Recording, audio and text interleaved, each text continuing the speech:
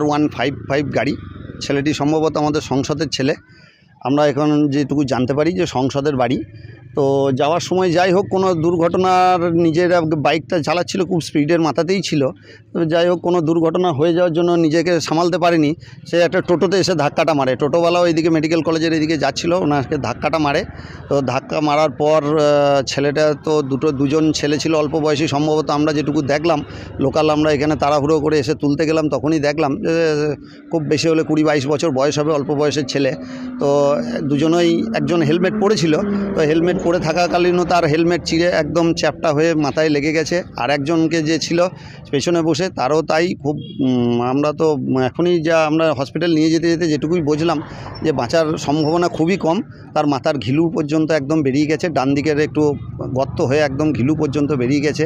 তো খুব মর্মান্তিক ঘটনা, অল্প বয়স্ক ছেলে। আমাদের এখানে এই অ্যাক্সিডেন্টটা হয়েছে এবং এই ফাঁকা রাস্তা, হাইওয়ের ধারের রাস্তা, আমাদের এখানে গ্রামের ঢোকার মুখেই। তো আমরা এখানে একটা বাম্পারের জন্য যদি খুব প্রায় দিনই হামেশাই এখানে একটা অ্যাক্সিডেন্ট হয়েই থাকে। তো মুলুক ঢোকার আগে যেহেতু রাস্তা, আমরা তো প্রশাসনকে এটা আবেদন করব যে এখানে ঢোকার আগে, গ্রাম ঢোকার মুখে যেন অবশ্যই একটা দুটো বাম্পারের জায়গা যদি ব্যবস্থা করে, বাম্পারের ব্যবস্থা করে, তাহলে হয়তো ভয়াবহ এরকম অ্যাক্সিডেন্ট হবে না। তো এইটা আজকে প্রথম নয়, এই নিয়ে বেশ কয়েকবারই এখানে অ্যাক্সিডেন্ট হলো।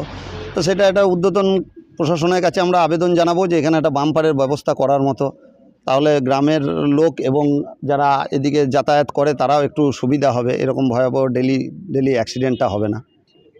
হ্যাঁ, আর আমাদের বাচ্চা দুটো বাইকে চলে এলো, দিয়ে হঠাৎ করে উঠলো। আমরা বলছি আমাদের ছেলেগুলো কোন ধারে কাটলো, দিয়ে দেখছি তখন দুটো দেখছি মগজ বেরিয়ে গেছে, একদম ভক ভক করে রক্ত বেরিয়েছে। আর একজন এখানে ছিল, টোটোওয়ালা মাঝখানে ছিল।